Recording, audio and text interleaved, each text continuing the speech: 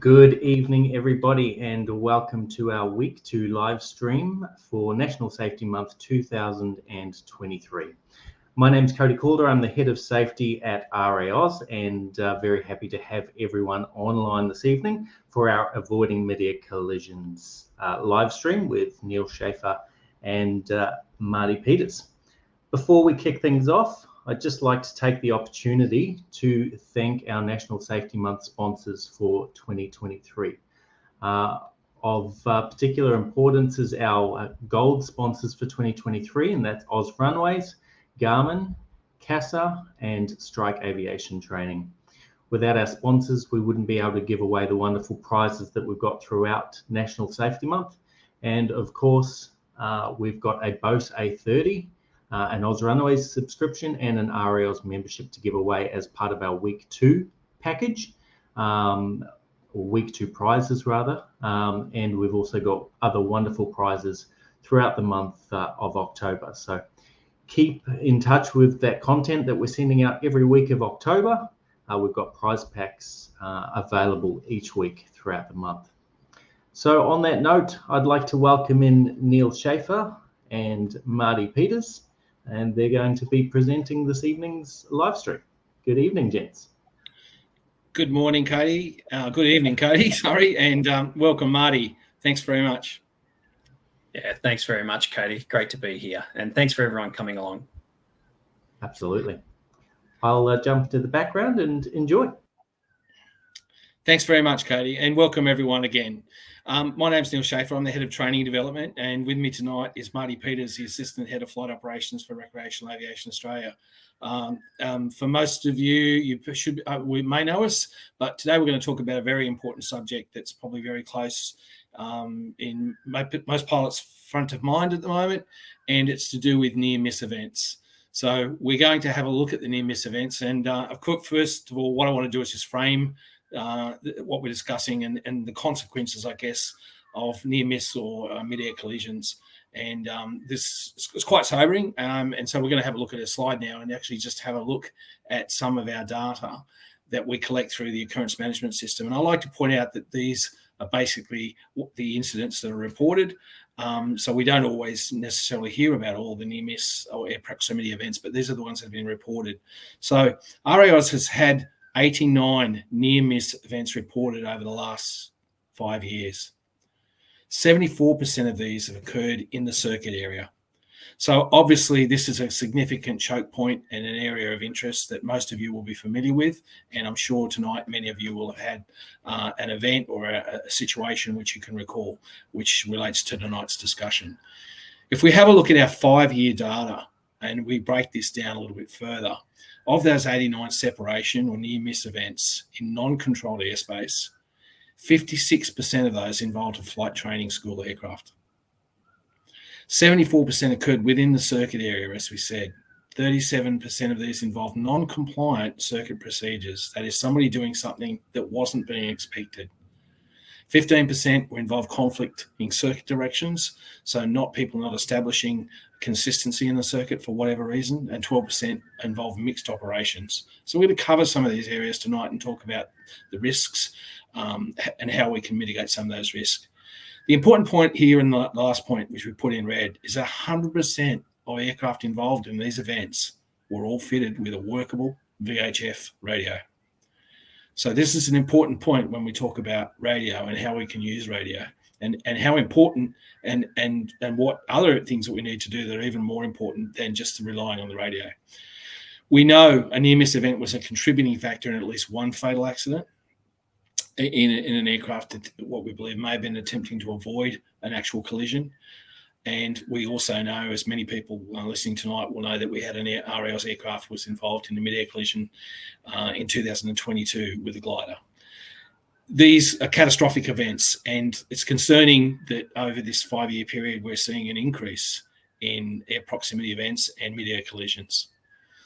So armed with that, I want to hand over to Marty, and we'll talk about what is the big sky theory and talk about how we can actually, first of all, apply effective lookout and see and avoid. Marty, if you'd like to take over and maybe talk to us a little bit about this concept that how can we possibly be hitting it when there's so much sky around? Yeah, g'day. Thanks, Neil, for having, and everyone else coming on board again. And before we get into that big sky, yeah, look, we've all got to look at the idea. We've probably been in one of these scenarios before. So just think about, as we go through these slides, what you might have seen over your time. But we do go back to when we were training, and you might have been listening to your instructor in this big sky theory. And while you're out flying, might have always said to you 1 in a million chances of hitting someone or something. But when you start to bring in an object to what it could be or what it could look like, and the time frames that things might happen, things really start to sharpen to the brain very quickly once we start to have a look at this picture here. So in the photo that we've got here, we can see a tiny little object up in the top right hand corner, and understanding that people different size screen that you might be viewing this from may not give the exact representation of the actual size of that aircraft. But if we picture that aircraft there is at 300 meters and it's a closing distance towards your aircraft traveling the opposite direction, you've basically got under or less than 2 seconds there to impact. And so it really makes that just brings it into that mindset of what can go wrong and how quick it can, from something being possibly a bug on the windscreen and then to being an actual object that's going to strike you. Now, if we think about that, if an object is moving across your windscreen, then the likelihood of the collision point is not there. Where if that object stays in that one position, just gets bigger and bigger, well, we're probably on a trajectory to collide. And what if that object was hidden behind another object or something there? We've got to remember that with that big picture, 95% of our activity that we're operating in, 10% of everything happening in that small, very slice of airspace, and it might be in the circuit area, and we'll talk about that a little bit later. And then we'll also discuss a few things on our limits of vision that we might have very little time to react. So, Cody, if you can work towards the next slide. We might talk about the limits of vision and some ways to be able to enhance that. And so what we do want to do is we want to work on a way to make sure that we can see everything that we need to. So an effective scan is accomplished by a series of short and regular spaced eye movements that brings a successive area of the sky into that central visual field. Now, each movement of your eye, if you're looking from the red dot in the top left-hand corner, it shouldn't exceed about 10 degrees, and each area should be observed for about 1 second prior to moving on. So you've got that scan process moving top left to right and through, pausing every now and then to see. And that's if we can see past the pillars or into a couple other spots. We might have somewhere there we might call our blind spot. And that could be anywhere behind a pillar, behind a wing, or so forth. And just for those that looking at entering into the competition for that headset, you can use that code word there, blind spot. It's kind of a key thing there. Neil, do you believe that that's a fairly good, effective scan out through there? Absolutely, and this is a lot of people will have seen this diagram. You should have been taught it when you were first learned to fly. An effective scan isn't just looking out. There are limitations in the human eye that mean we have to actually get our distance focus, because we can't get to a point where that object is so close that we don't have time to react. And we're going to talk more about that in a moment. So taking a distance focal point changes the relaxation in the eye. And of course, once we focus on that point, if we stay there, the eye will then revert back and get just over the hood and over the propeller. So it's really important we keep that active scan going in a systematic part as part of our flow check. So we're working 80% outside, no more than 20% inside. So we're constantly applying this scan pattern to identify potential threats. And it's good that you brought that up there, that where your eye will rest back to, just in front of the propeller. You might have that numbing effect of that blades turning in front of you and just looking off there. So, and you're going to miss that key thing that's out off on your windscreen that's a danger. So if we come to the idea of what we want to do onto the next slide there, we kind of want to look at how long have you got with that active scan. So while your eyes are actually looking outside, what's been discovered, if we have a look at it, research sort of has shown that the average person has that 12.5 seconds. We'll break that down shortly, and that comes from the FAA circular. You could actually go and look that up if you choose. But if we go and break that down from locate the aircraft, determine is it a threat, plan what to do, and make control input, and then the aircraft finally responds. If we have a look at that in a little bit more of a broken down time frame, the big key ones here we're looking at is that becoming aware of that collision and you recognizing that threat, and then the decision, do I go right, do I go left, or is it up or down? So that's going to take a little while. That's almost 9 seconds to remember, and following through from that whole procedure, that 12.5 seconds. Remember back to that couple of slides ago, we were looking at something that's at 300 meters. You've got less than 2 seconds. So putting in perspective, something that we all probably remember, you might look at a runway being about 1,000 meters long. If you've got an aircraft at the other end of that runway and yourself, and you're on corresponding paths towards each other, that's probably going to equate to about less than 10 seconds. Not enough time to be able to respond and maneuver away. You'd agree there, Neil? Absolutely, Marty. And so what this does is this paints a picture that if we haven't got, even with an effective visual scan, we are very limited based on human reaction times to these this table we're talking about here to actually take evasive action. So what we need to do is find a mechanism that we can actually extend effectively our visual field to actually do something and resolve and actually build a picture of where these threats may be before we get into this box, this threat or this potential valley of death, if you like. Yeah, agree. So how do you think that we could enhance that situation awareness? If it was me while I was flying, how would I improve myself? So, look, I think at the end of the day, what this leads to is what we've all heard about and has talked about a lot in recent years, and that is this alerted, see and avoid. So it's become a bit of a buzzword. When we talk about alerted, see and avoid, what does it mean? Well, let's go first of all to the regulation and let's talk about radio, because it's about the ability to use other mechanisms, and in this case, the primary one being the VHF radio, to actually build a better picture. So let's look at that in a bit more detail. First of all, the regulation we're referring to here is CASAR 91640. And the important thing here, if we look at this regulation, forgetting all the fine print so much, the important thing here is that if you've got a radio, and most of our aircraft have, and as I said from the statistics there, 100% of our near-miss events, all of those aircraft were fitted with radio. So fitting it and having it, and even having it turned on, is not necessarily the only mitigation, but we have to start there, and it's a regulatory requirement. Obviously, this applies in outside controls airspace as well. So we basically need to have this aircraft equipped. The pilot's got to be endorsed to use it, and you must continuously monitor. Notice the emphasis in this regulation is on listening. It's not on the talking. We'll talk more about prescribed calls and mandatory calls later on in the presentation. So the mantra here is turn it on, turn it up, test it, make sure that it's working effectively, and tune it to the correct frequency. So that's the mantra we will want everybody to make sure that if we're going to use a radio. So what is the benefit of having a radio? Well, effectively, when we look at radio enhances situational awareness. That is just using the Mark 1 eyeball by up to 5 times. So obviously the radio becomes a very important part of this process. Okay, so what we want to do is we want to make sure we can actually use the radio effectively. So let's talk about when we need to make calls to fit in with this picture. But I wanted to make sure that we actually understand that it's the listening and monitoring of that radio frequency is really the important element here. Obviously, when do we need to make a call?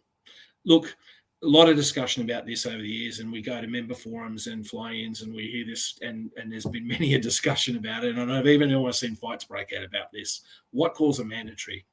For a pilot equipped in the previous slide, basically when a pilot considers it necessary to broadcast to avoid the risk of a collision with another aircraft. So wherever there's a potential risk, you have a mandatory requirement to speak up. And that reference is shown there in Part 91, MOS 2104 and CASAR 91630. That is the mandatory call. Now, before we all jump onto the chat, let's talk about other calls. So the way the AC 9101 describes this is this is the mandatory call. And you might apply that in a number of different circumstances. CASA then goes on further with its guidance material to talk about recommended calls in all circumstances, and also recommended calls depending on traffic and situation. Clearly, we have recommended calls. And if you look at the prescribed recommended calls, which I'm not going to go through today, those recommended calls are based on good practice. Obviously, when you're transiting or entering a CTAF area or in the vicinity, when you're actually joining the circuit, and clearly when you're joining the circuit, whether you make a circuit call, base, downwind, crosswind, joining the circuit is obviously important, but anything else is a call that is not, it's recommended, but only based on traffic. But the important thing is to know that there could be people out there that don't have a radio, and it's really important so that the mandatory call is the one to avoid collision. But if we don't see it, how do we know? So we have to speak up. So there's this balance, but let's be very clear about it. The mandatory call is the one that you need to make to avoid a collision. And to know that there's a collision, you have to be listening and you have to be looking and build that 5 times picture, or what I would call this chessboard, this 3-dimensional chessboard. Okay, so from there, let's have a talk about some of the other things that we've got. If we are making these radio calls, the radio frequency actually has a limited time bandwidth.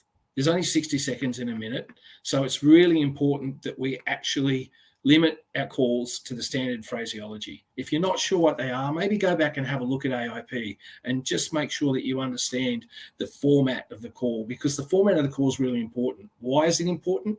Because as human beings, we have a limited short-term memory to absorb audible information.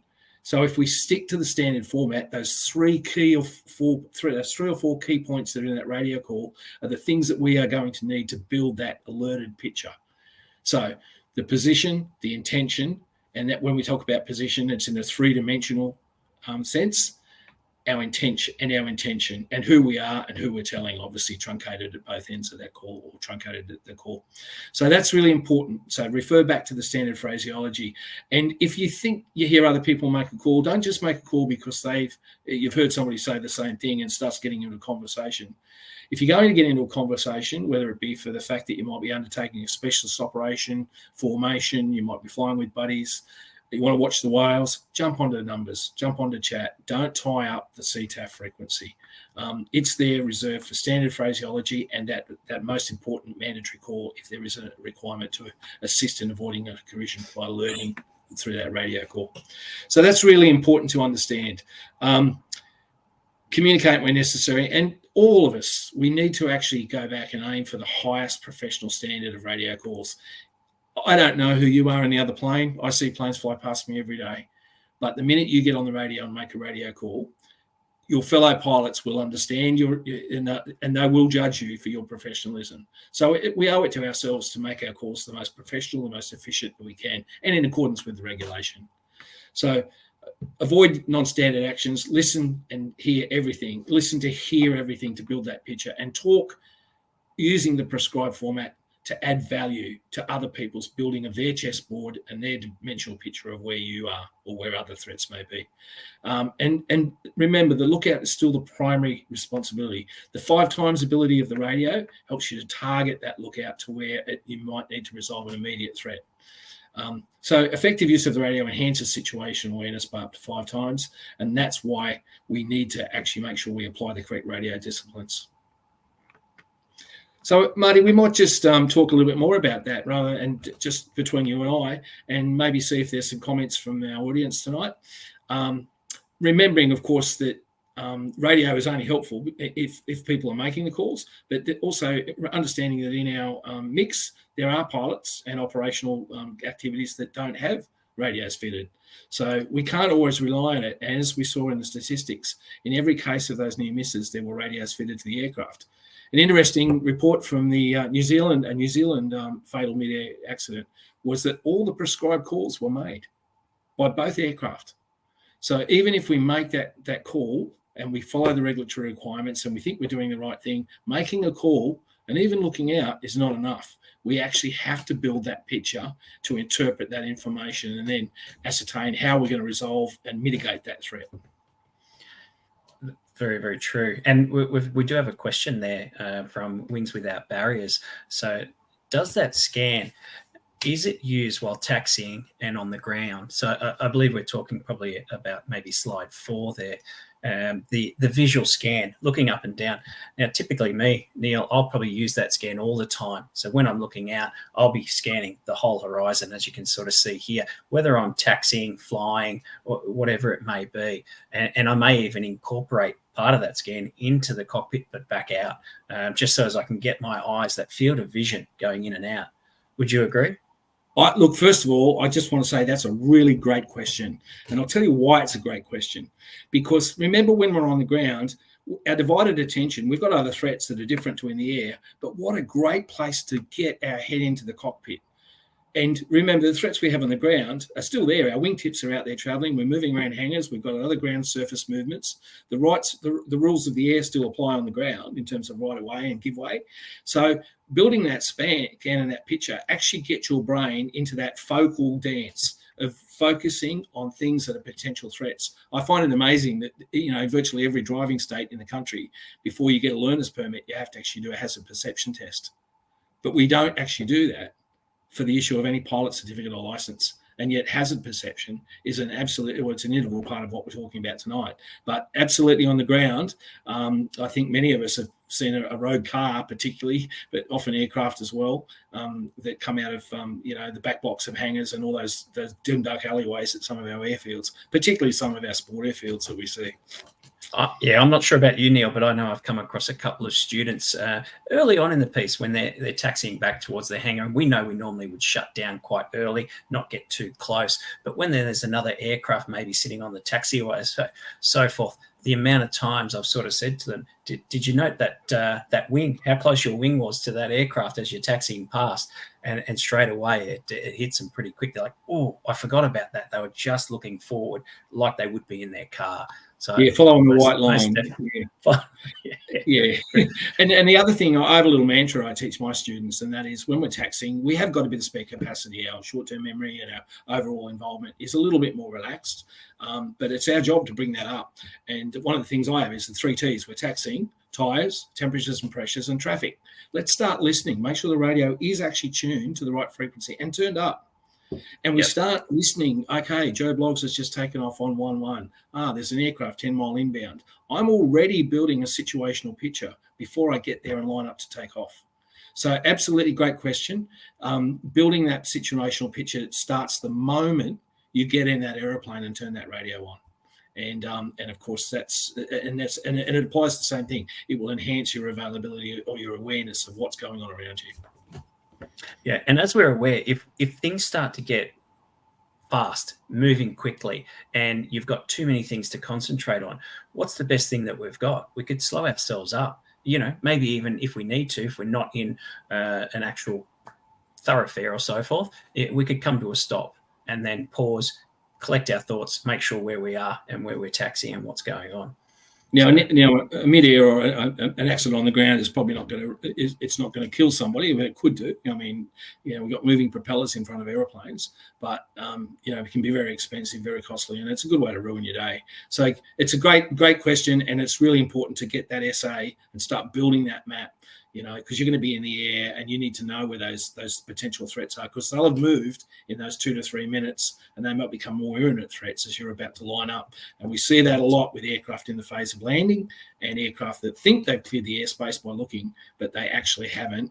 And they haven't built that alerted picture to be aware that there was an aircraft mid-downwind while they were just finishing their run-ups. So, great point. And I'm sure we'll get some more out tonight as well. Yeah, Neil, we've just got one there from Linda. And I can read through it if you'd like, just for those that may not be able to see the screen easy enough. So she's experienced aircraft landing on a different runway, saying will give way to an aircraft on that runway, the one I was on, but proceeding with no change to their flight path. I think they've learnt a call to make, but didn't actually have a plan. And I don't know about you, Neil, but have you operated on an airfield that's got land and hold short? LAAus. I think I've only done one operation up at Darwin on that. So, well, we're going to talk more about multiple runways and different runways, and obviously it's a topical area. And in uncontrolled environments, it's up to us as the pilot and command to be very open, to be honest. And if we say we're going to do something, we actually have to do it. And as a lot of the mantras in the literature we read, if in doubt, speak up. If we're not sure, don't just sit there and wait for the bang. We have to resolve it. So if you're not sure, we can't park in the aeroplane in the air. We can't stop and go, there's no fender benders in the air, as I say. They normally result in catastrophic outcomes. All right, so let's move on and let's talk about some of these, the limitations that we have, Marty. And if you'd like to maybe just run through some of those things and talk about limitations that are going to make this job hard, even with this alerted scene avoid and the use of the radio and making all calls, what sort of things can really upset our day to make this more difficult? Because clearly it's not easy, and we're seeing it's getting harder and harder for people to manage all these things. Yeah, most definitely. There are a lot of things that can limit our flow. So if Cody wants to bring up what we're back to, going back to the what's on the screen there to start with before we move into the limitations there. Obviously, the idea there is just because you didn't hear another aircraft inbound doesn't mean that there's no one around. So definitely using that see, hear, and avoid. But if we're looking at the limitations, look, first of all, you've got to fly an aircraft, correct? So your attention needs to be drawn to that. And we also then need to still have that capacity to maintain that situation awareness. And that's something that everyone that's listening here and so forth, they know that they've built their situation awareness over extra flights, more flying. The more you fly, the better that situation awareness builds as you go. You've got to understand your aircraft. And Neil, you and I were talking about this today, and I really like that. The idea that if you're about to go and fly an aircraft, and if it might be maybe not for the first time, but you're fairly new to an aircraft, you might want to know where those blind spots might be. And it might not just be the typical, whether it's a high-wing aircraft or a low-wing aircraft. We could have everything from pillars to remote compasses. You possibly see in some of our photos here of having an additional GPS sitting up on the dash. That's another blind spot that we might have. The amount of times I've seen aircraft taxiing out with quite a filthy windscreen, that in itself, you're automatically starting out with a bit of a blind spot. And then that blind spot could work to the idea of a bit of a target fixation.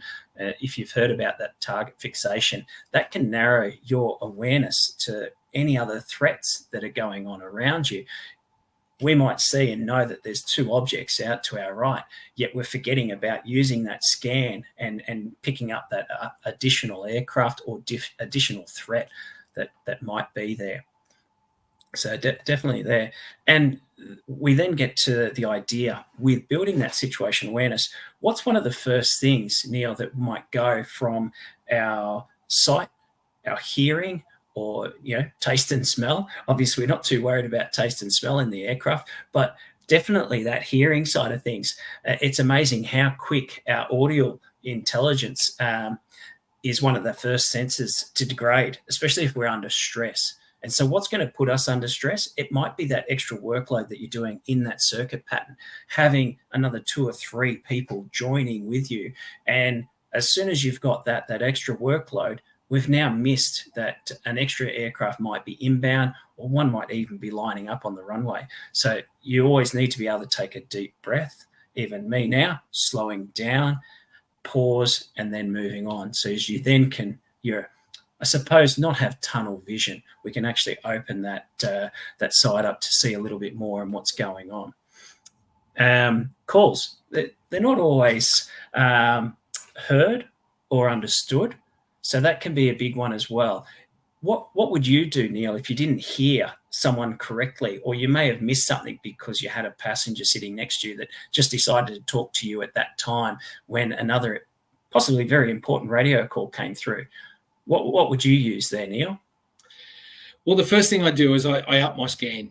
I up my scan rate, and I actually, try to work out where I am. Am I in a critical point where that potential call that I may have missed am I joining crosswind? If I hear a radio, if I only heard it and I don't get the call sign, I'm not worried about. I just want to know where they are. I can always ask, say again, call sign, or if I want to establish a two-way communication. But I need to know where they are in that three-dimensional picture, because I've got to put them into that board picture, and I've got to say threat or no threat. Do I need to do something here, modify my flight path? So if I'm not sure and I can't see, and there might be a limitation, I will call out aircraft last transmission, please say again. Yeah, very good. And what other and what other mitigation practices would you have with the whole cumbersome of this? I think the important thing here, is when we're manoeuvring into these high concentration areas, it's really important that we don't descend at high rates, that we keep our manoeuvring and our visibility so that clear your belly, as some people say, when you're in the turn, because you can't see under your feet. So actually have a look and see as you've turned. You create a vision from the natural blind spot underneath you or above you, whether you're high wing or low wing. But manage your descent rates, manage your profiles. And the important thing is, by following standard procedures, we arrive at points where people will expect us to be. All these things actually help build not only the picture, but the expectation that most other pilots will have. When we talk about a chessboard, it's made up of a whole bunch of black and white squares. If we start changing those squares by pilots saying, well, I'm at crosswind, and in fact, there's still 3 miles, before they even get near a join point, or they say joining downwind, and they're actually still 2 miles out and they're on descent. So they're active on the live side and descending. So it's very important. I think Linda picked this up before. If you say you are somewhere, remember, because this is a powerful message to increase another pilot's awareness of where you are, be honest. Be very honest, accurate, and professional and efficient, because pilots are relying on that information to interpret it to make a decision. So it's absolutely critical that if you say I'm joining crosswind at 1,000 feet, or I'm joining midfield crosswind, or whatever, that you actually do what you say. And if you have to change it for a reason, communicate the change. Now, that not all changes have to be communicated. It's based on threat. And remember, going back, that we've only got that limited bandwidth, that limited time bandwidth to use for the radio. But and the other thing, of course, is clear the airspace in all quadrants. When you maneuver an aeroplane, it's very easy for pilots to look in the direction that they're about to turn, but not clear the blind spot that's about to be created at their back. We always clear opposite, centre, towards the turn, and in case of training or circuit, we'll identify a point we're turning to. So it's really important that we actually can clear that 160-degree arc, mindful of the blind spots that exist in that arc, and do that as a discipline. And if you've gotten that, and you just look inside the turn, just think about that for a moment, that there's a lot of airspace that you're about to miss. We might have a few questions, so we might actually, Cody might pop a few of those up on the screen as people would like to engage. This is a big area of discussion, and I know I talk to a lot of pilots, as you do, Marty, and we hear lots of different ideas, but we hear also lots of different opinions as well. So, So looking at what Mal's got there, perhaps a high wing aircraft, perhaps looking at sitting at maybe the 1,100 feet on downwind, contra to a low wing aircraft being at that 1,000 foot. So either way, regardless of whether they're at the exact same height, that you will possibly get that difference of that sitting.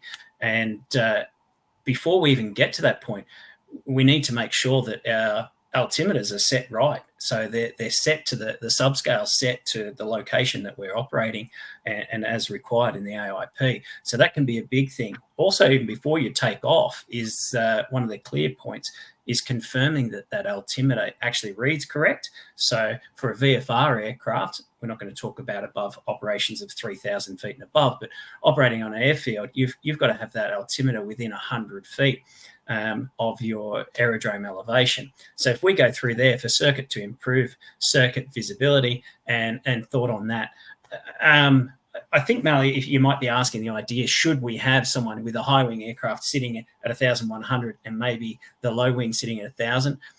I don't believe so. Neil, would you agree? We need to be sitting at that exact 1,000 feet. So we just talked about doing things, standard operating procedures, that when you're on the live side of the circuit, you'll be at the prescribed circuit altitude. So Yes. while it might sound good, and it might be in essence, if you look at it in isolation, it's probably good. It says, okay, I've got two different aircraft. Sometimes people don't get the aircraft right. I see people misidentify high and low wing aircraft all the time. And remember, while you're doing that, to mitigate that risk, what other risk have you created by being 100 foot different to what every other pilot expects? And what about the student pilot that's probably descended on the live side, or climbed or somebody coming in from a tangent at 1,500 feet? You've now narrowed, and their subscale is not correct. So what now might have been 500 feet vertical separation might only be as little as 300 or 200. So now you've created a new threat. So I think the answer is no. The answer is you stick to the standard operating procedures, and if you need to separate because of limitations in blind spots, lateral separation and building that picture earlier will allow you to position yourself. I had it just this morning, two different aircraft types, big visibility limitations with, and so I positioned myself laterally so that they were able to get me in that standard field of view that we talk about, that in that scan, so that there was never going to be a doubt that as long as they were looking and I was looking, we were always going to resolve it. So it's a good point, but yeah, it's sticking to standard procedures is what pilots expect. Yeah, very much so. Linda, your question, how many of the incidents in the circuit area are related to the joining or just flying the circuit? So if we went back to that first, we don't need to, but if we go back to one of those first slides, that 89 separations or near miss occurrences in non-controlled airspace, 37% of that was made up of non-standard circuit pattern. And so then that can just start to build that picture. How much is actually happening then in the circuit? That was just, there you go. That was just the 37% was non-compliant circuit procedures, let alone other things going on. So it's definitely up there, Linda.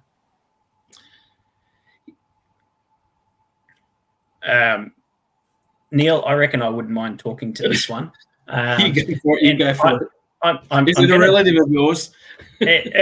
No, definitely not. Mark Peters. Very close, though. How are you, Mark? Look, thanks for your question there. And look, I'll de-identify, but I'll give you a bit of an idea of an occurrence report that I'm working through, and I'll be quick with it, but simple enough.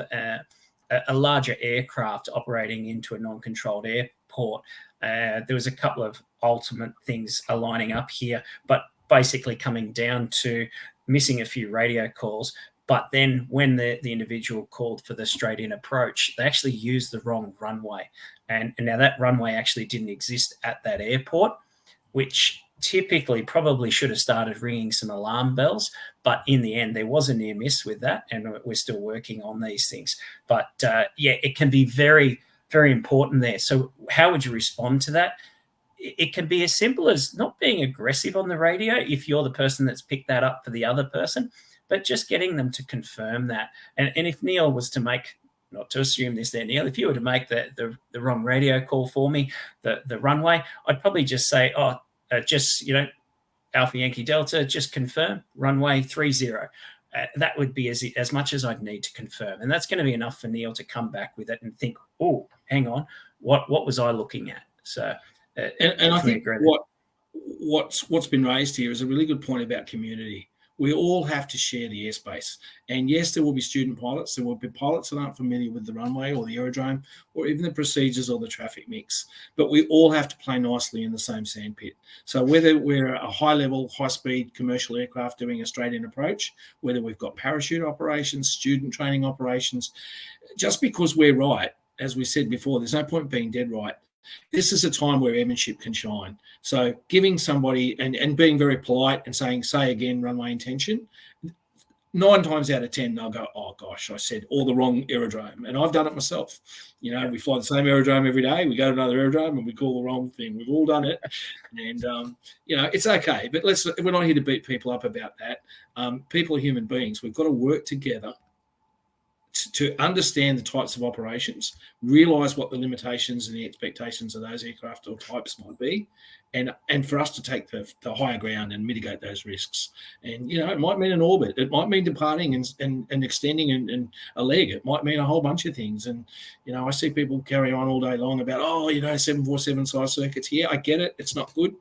But am I really going to cut it off and then miss the other aircraft that was in the circuit because I got frustrated? No fender benders in the air, right?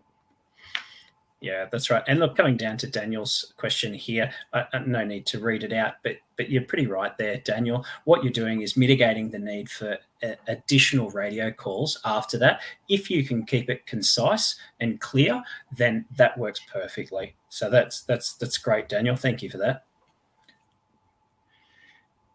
Yeah, that's good. So look, I think there's some of the things we've covered in terms of like mitigating.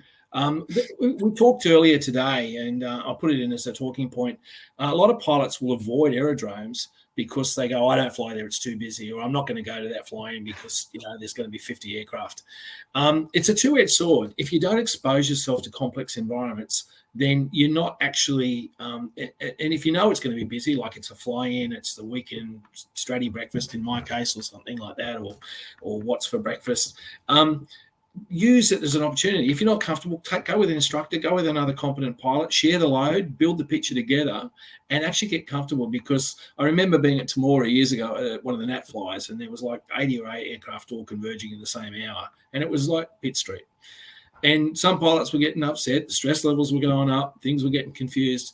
But at the end of the day, you might be put in that situation anyway. So you need to actually create some resilience and build your situational awareness. And if you just fly on the quiet mornings at 7 o'clock when there's nobody in the air, you're not going to build that resilience. And this is something, it's a skill that's trainable. It's a skill that you have to build, and you have to practice, and you have to refresh. So I'd encourage pilots that may be a little bit fearful about going to busy aerodromes to just do their planning, have a very clear plan, and keep their situational awareness, and take a friend, take somebody else who may be familiar. Yeah, take that. And that can relate to a lot of your flying too, Neil. It can be with crosswind landings or places that you haven't been before. So definitely agree there. The more you fly, take that instructor with you. And I'm sure they're more than happy to jump on board. I suppose we head back into the slides. Yeah, well, we talked a bit more about standard procedures and circuits. So, Marty, I'm going to let you can rustle on with this one here, and we'll talk about this, some of the standard circuit practices and making sure we do what people are expecting. Yeah, so standard procedures, and if we bring up the next slide there, it can be quite important. This is the one thing we really want to understand and get a good feel of it. And we build our situation awareness to where traffic are. We've all seen this slide many a times at your flight training schools. CASAs hand them out, which is fantastic, but it's really understanding. And I suppose let's look at it, a couple of clear things. The really solid lines, the dark solid lines, everyone's at the same altitude, okay? They're the ones that are in the circuit. We'll then build the rest of the pictures that come from there. As we're tracking into the circuit, and we're saying we're coming inbound for the traffic pattern there, build that situation awareness, listen out on the radio. You've already given your intentions and your position, what time you're going to be arriving, so the people in the circuit pattern can understand that, and then you're going to work on the best way to join. Now, whether there's traffic or no traffic, you're going to decide on the day which is the best way to join. So if the traffic is already established, let's say that's a north-south runway, you might join for the crosswind, okay? But if you're not and you're unsure of it, you'll overhead the field 500 foot above current circuit height, and then you're looking at maneuvering to join, making the appropriate radio calls as you go. A good place to join is that crosswind leg, the little aircraft up on the top right there, and ultimately they might join over the field, over the runway length, or they might join further up in the crosswind, depending on traffic. Space yourself out. Don't rush the circuit either. Don't rush to get on the ground. I had one of our co-workers today tell me that we're actually out there to fly for fun. So why are we trying to end that enjoyment quicker? So let's actually take our time and make sure it's a safe arrival procedure.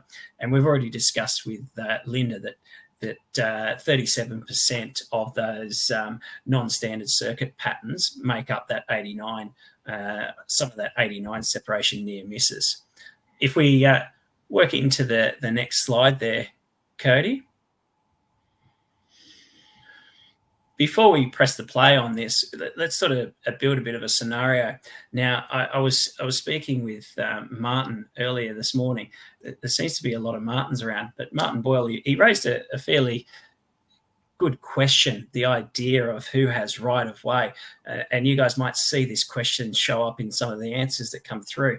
But what we're looking at is a simple scenario. We've got maybe a commercial or a larger aircraft coming in from the top right-hand side, and then another aircraft, one of us, conducting circuit operations, whether it be training or you're just out building your experience. So, Cody, if you could just hit play on that, we might be looking at the idea of these two aircraft coming inbound.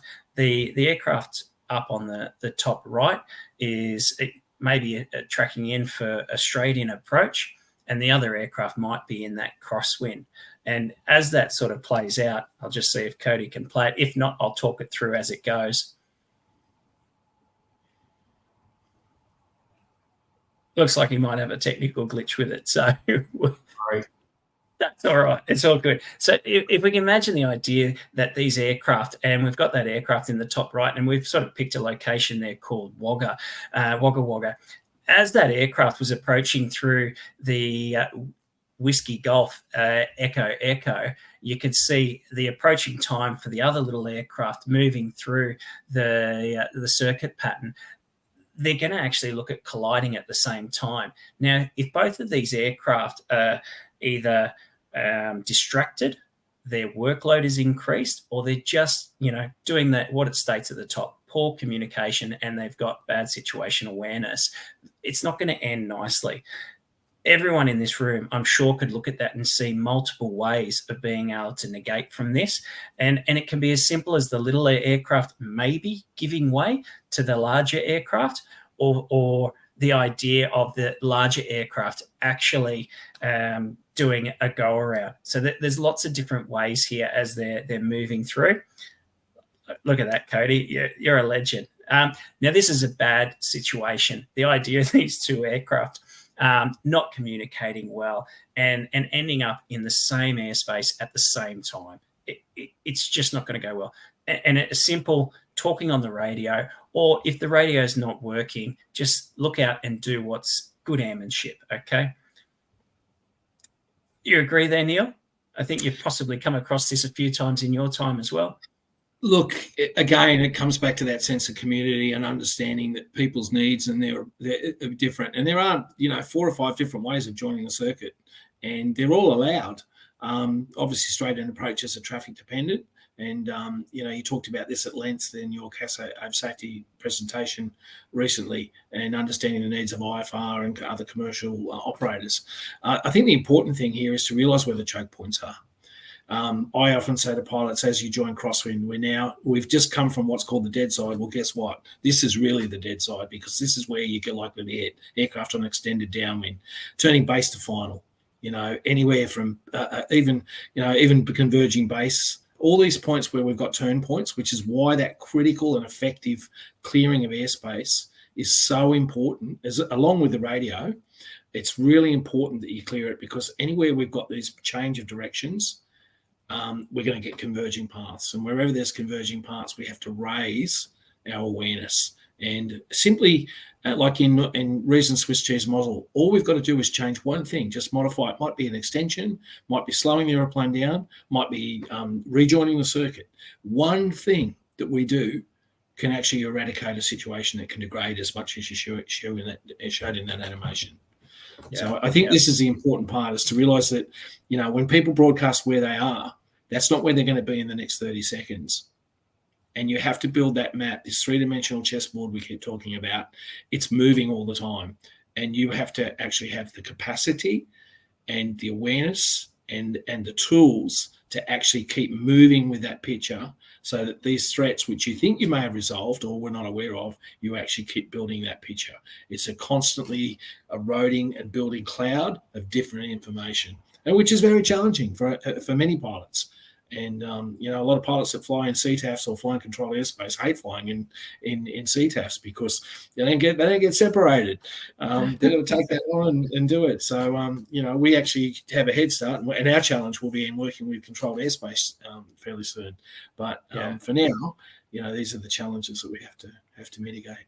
Stick to standard procedures. I had a member the other day ask me the idea of doing a right-hand turn on a designated left-hand turn airport as to who can and what goes on there. Now, if someone's doing something non-standard, that's definitely not going to work.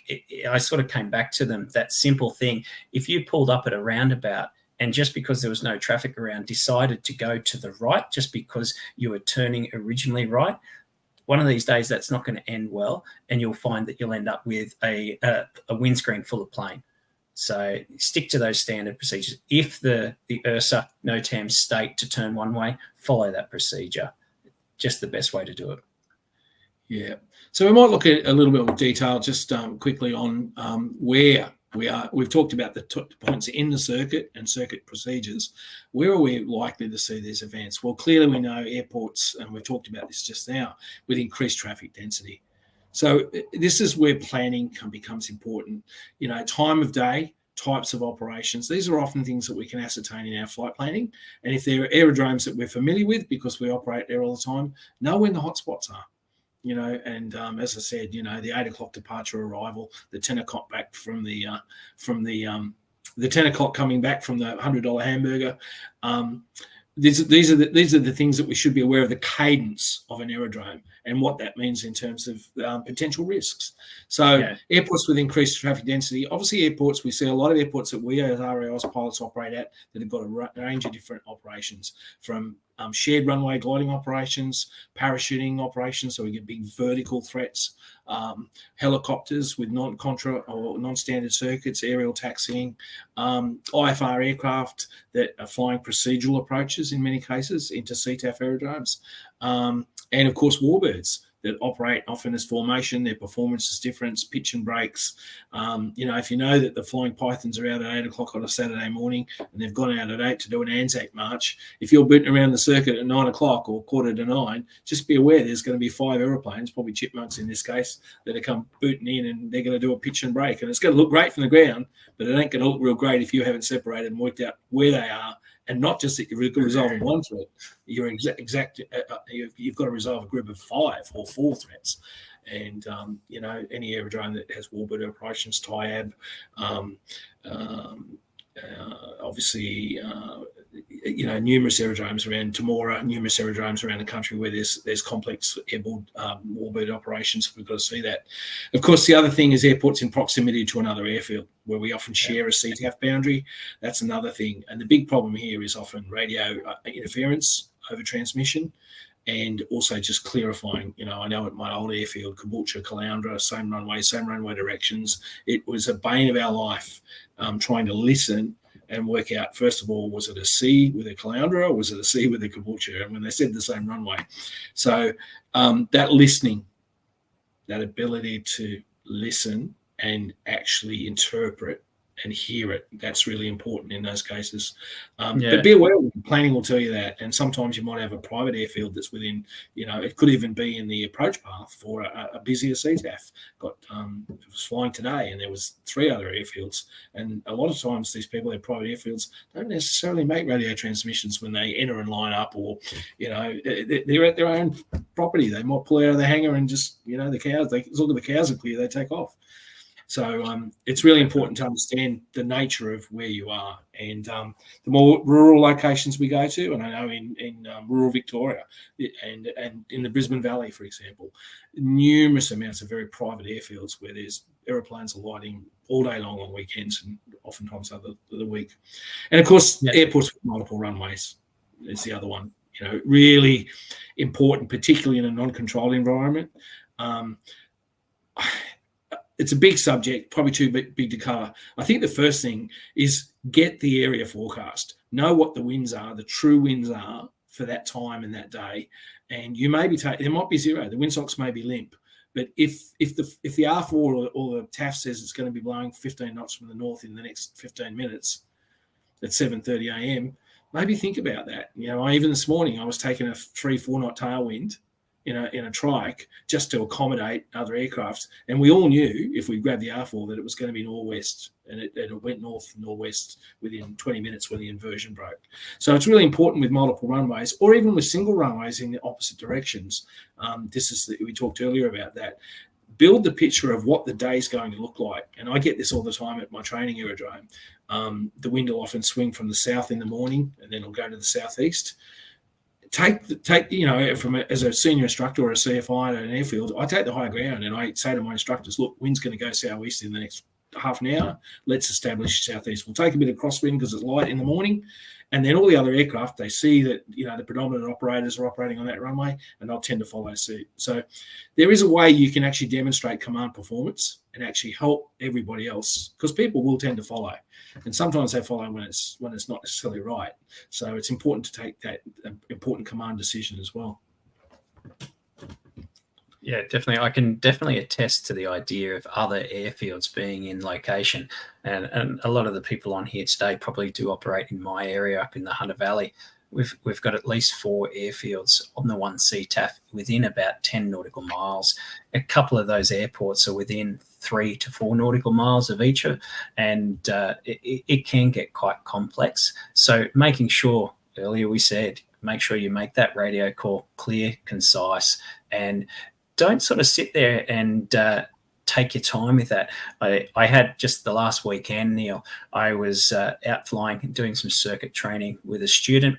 We were on downwind, and the student was just working through their normal procedures, doing their downwind checks, and an inbound call came. And at that point in time, that inbound call, I pricked my hand, I put my hand up, but straight away, that inbound call wasn't that clear, concise. It was slow. It started out, I won't go into what it was, but almost to the point where I started to get distracted and I was unable to maintain a good situational lookout because I was just listening and focusing to that one thing. I did bring it to the attention of the student to say, here's a situation where we're now listening to an aircraft. We're starting to get confused who they are, where they're coming from. So just a reminder there to keep that radio clear and concise, because it's definitely going to help that other person in the other aircraft know what you're doing and where you're up to. Great point, Marty. And I have a little mantra for my students. Before we make a radio call, aviate, fly the plane, get it in the maneuver position you want. That's first. Next thing, compose. Think about where you are, what you need to say based on standard phraseology. Then pause. Then hit the red button. Then pause for just a second. So we break mic carrier, and then slowly, probably half the speed that you would normally talk, even tonight, the way we're talking, make the radio call and stop. Yeah, you know, it's really important, the radio protocol. You know, I call the red button idiot button. So before you push the idiot button, stop and actually think of the 4 things that you need to say before I push that button. Because the minute you push that button, you just dial down that chessboard to one dimension. Yep. I can count the number of times. Almost every time I can look at the student's eyes, and as soon as they press that button, they then turn and look to me, and it's just the look on their eyes, and I'm like, off you go, get the radio call out. So yeah, think about it before you're going to say. Definitely. So, Marty, we're just coming up on the hour now, and I just probably wrap up in conclusion with our last slide. Hopefully, everybody's been able to hang with us, and I hope you've been able to recall and maybe think about things that you might be able to enact from our presentation tonight. It's a really important area, and of course, none of these things are silver bullets. But let's talk about it in conclusion. First of all, plan the airfield, understand the mix, understand the types of operations, time of day, get an idea of what's going to be happening in that airfield, build that picture. And as one of our callers tonight said, start on the ground, even with your lookout. Actually build that situational awareness picture as early as you can. Communicate absolutely when you need to, no doubt, it's mandatory. Speak up and talk to other pilots. And if you're not sure, say again. Listen. Really important that 90% of our attention needs to be on listening to build the picture. 10% that we contribute to that through the calls we make is helping build the picture for other pilots. Listen so that we can build the picture that we need to build. Understand the needs of other airspace users. We've talked about that at length. There's a dynamic in most of the airfields that we operate from. Understand, get to know them, and even go and fly and do some of the activities so you get an idea. A lot of people that have jumped in gliders go, I didn't realise that. Or so on and so on. Avoid distractions in the circuit. We've always got distractions. Put away all the things that don't matter. Get yourself sterile in the cockpit. focus on flying, aviating, and looking out, and then maintain standard procedures. Do what people will expect you to do. Follow the procedures. If there's variations that you think you should apply, before you even do it, stop and think. If I change this, other pilots are not going to be expecting me to do it. So maintain standard procedures and know what the standard procedures are. Yeah, definitely. Matt makes a great comment here. The idea of the iPads, they are a great tool, and you can use that tool early on. If you're on the ground, have it up. You've got time. You're sitting there maybe in the run-up bay. Build that situation awareness, whatever traffic inflow you've got coming to that, or if you're inbound to the circuit at 10 miles, it might give you a bigger picture of what's going on. But definitely don't be focused on that iPad when you're in the circuit. It's not going to do you any help. Same with your phones. Don't have them heading to your headphones and so forth. Absolutely, Marty. So, yeah, look, I think it's good. And the other thing, of course, we know that there's a lot more aircraft being fitted with ADS-B. We know these additional tools out there that people, can get supplementary information for other traffic, obviously our EFB applications and so on. That's great. But the problem is I think sometimes we might be building a picture, there's ADS-B now, and so that plane will hear me or that plane will see me. And I've got RAAus runways and I can only see 4 blue dots. Remember that all these things, even radio, but all these other things are only supplementary devices to assist in situational awareness. We can't rely on them. And the more we focus on those, the more we stop focusing on the most important thing, and that's looking out with that effective scan and building that picture. Yeah. And I suppose, Neil, I know you use your students, but would you use a passenger too and have I know you've talked about a bit of a game you might use in the aircraft to be able to, who can spot the aircraft first? Listening to you today about that, it pricks my mind, the idea you might say to that passenger next to you, hey, if you can see an aircraft before I can, we'll put a wager maybe on that. But I think that's a fantastic idea. Pattern on whether it's a student or a passenger. They may not understand the intricacies if they're not pilots, so be careful because they don't understand cloud interpretation. But if you've got another pilot, yeah, by all means, use them. Like crew resource management is an important part, even for recreational pilots. So I think we might wrap up on that now and just hand back over to Cody. I want to thank everybody, Marty, and thank you very much for your assistance with this presentation. We'd like to hear your thoughts, so feel free to keep the comments coming. Anybody who wants to cover anything specifically will reach out to you. But thanks very much for attendance. This is our week 2 presentation, and remember, clear that blind spot and use it for your code word tonight. Thank you both very much. We've just got a couple of comments there. There's one there from Lloyd K. If you guys want to address that. I'm more than happy to. And it is a little bit of an interesting concept.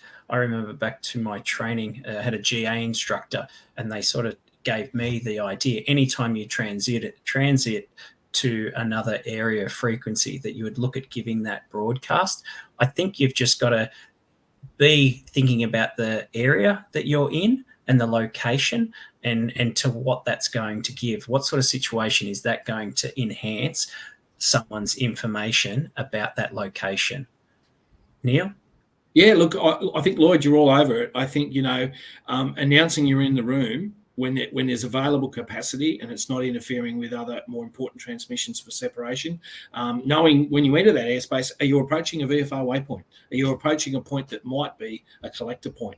Or a flight route, and pulling out an ERC low doesn't hurt every now and again because you might be flying through a very busy traffic route and you're not be aware of it. So look, I often broadcast when I go up the Univat outside of Archer Field. I'll actually get onto Archer Tower and actually just say remaining OCTA tracking beam TV towers, and it's not required.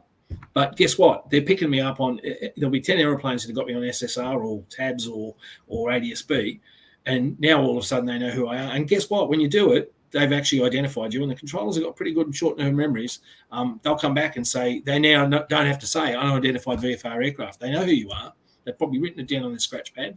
And now all of a sudden Sling 1625 is now part of the mix and the awareness. So, Lloyd, I think it's a valuable point. And I think, as we say, when in doubt, don't hesitate to speak up. And it might just be a way to confirm that you've got continuing radio operations. Yeah, and that can be on centre as well. Don't be afraid to speak up on centre. that you'll know when they're busy and when they don't need to talk directly to you. So. Yeah, and Mark raises a good point. The thing about the audible of transmission of calls, most of our students, as we all know, they all struggle with radio. So the thing is, it's a multitasking thing.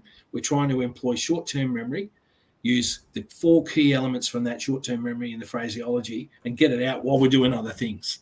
So, we all know that we're not very good at multitasking. It was just very good at fast serial processing. So practicing in the car or doing it when you're actually preoccupied with other things is a good way to start to build that skill. As I said, audible awareness, communication skills in the VFR environment are practicable. You can practice them in a chair. You can practice them while you're walking around your lounge room and certainly driving your car or whatever. Yeah, Graham, you're definitely spot on there.